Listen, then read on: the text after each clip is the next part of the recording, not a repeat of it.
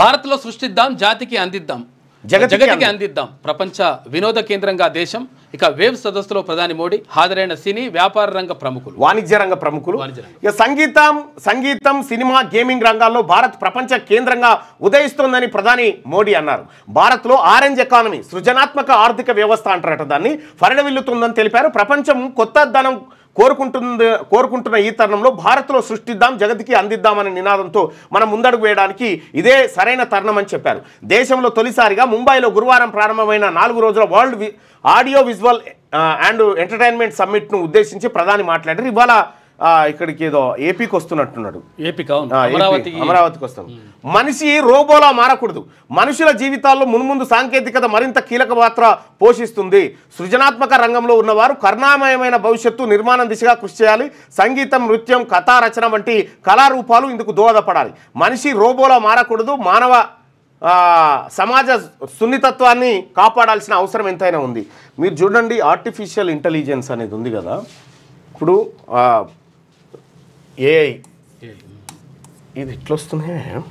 దొడ్డుగా వస్తుంది. ఏదో కొంచెం ఏదో మారినట్టు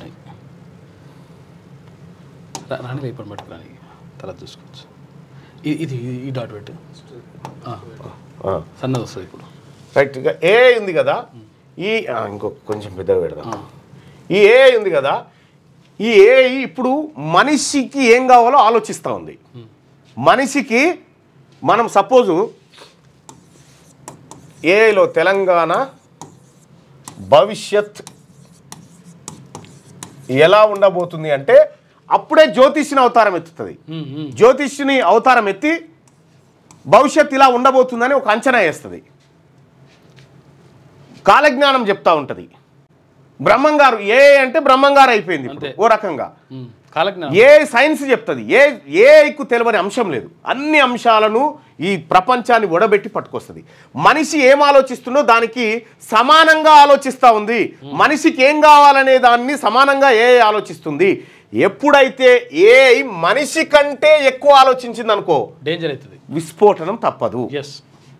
మనిషి కంటే ఎక్కువ ఆర్టిఫిషియల్ ఇంటెలిజెన్స్ ఆలోచించడం ప్రారంభించిందంటే అప్పుడు అసలైన ప్రమాదం స్టార్ట్ అవుతుంది. రోబో సినిమా అవుతుంది. అప్పుడు కోర్ బ్రాంచీల్లో కృత్రిమ మేధ, బీబీఏ, బీసీఏల్లో కూడా అమలు. ప్రత్యేక పాఠాలు కాకుండా అవసరమైన చోట ఏఐ అనుసంధానం.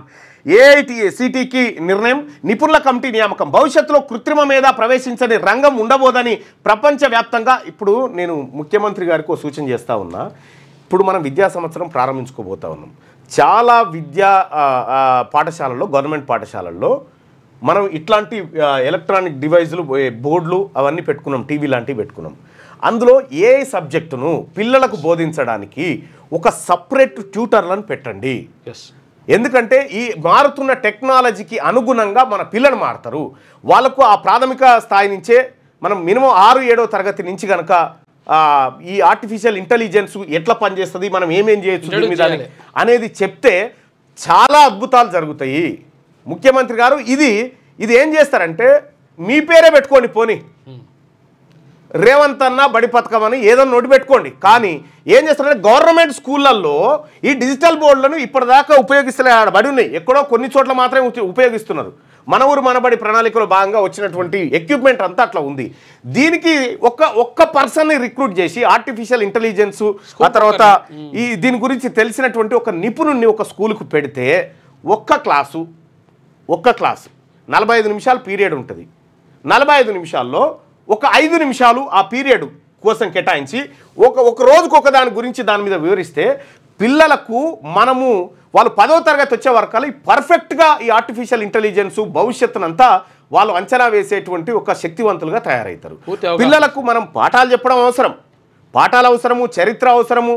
కానీ ఇవాళ వాస్తవానికి నేను బీటెక్ చేయలే, నేను పొలిటికల్ సైన్స్ వైపు ఉన్నా. నాకు బీటెక్కి సంబంధించినటువంటి అంశం తెలియదని ఇలా కొడితే వచ్చేస్తుంది అది.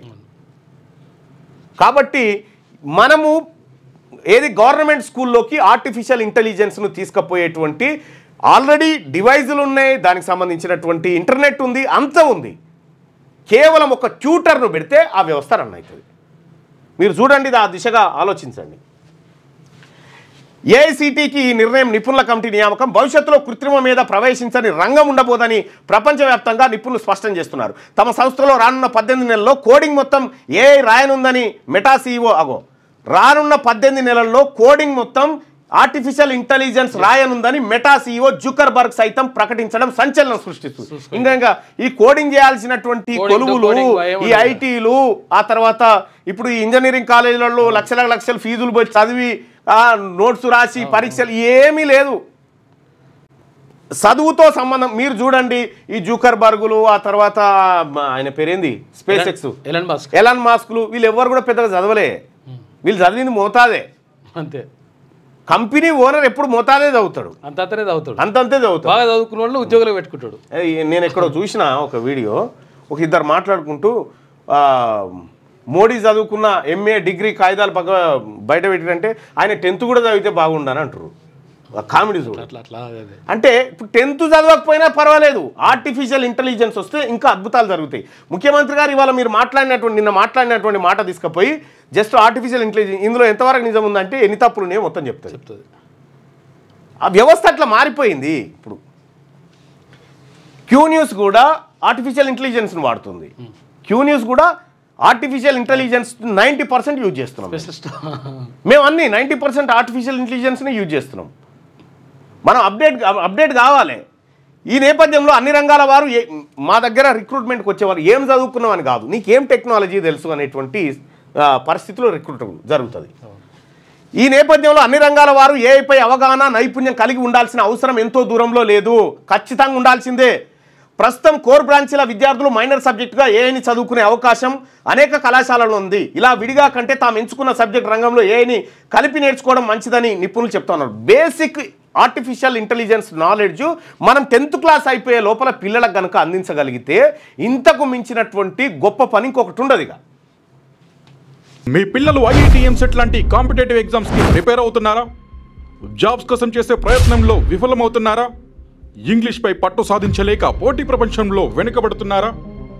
స్టేట్ సిలబస్ అయినా సెంట్రల్ సిలబస్ అయినా అన్ని సబ్జెక్టులు ఇప్పుడు ఒక్క క్లిక్లో. షేక్ స్పైకర్ ఇప్పటి వరకు ఎవరు తయారు చేయలేని విధంగా రూపొందించబడిన సరికొత్త యాప్. ఇప్పుడే షేక్ స్పైకర్ యాప్ని ప్లేస్టోర్ నుండి డౌన్లోడ్ చేసుకోండి. కేవలం 1000 రూపాయలకే 7 ఏళ్ల పాటు సబ్స్క్రిప్షన్ పొందండి.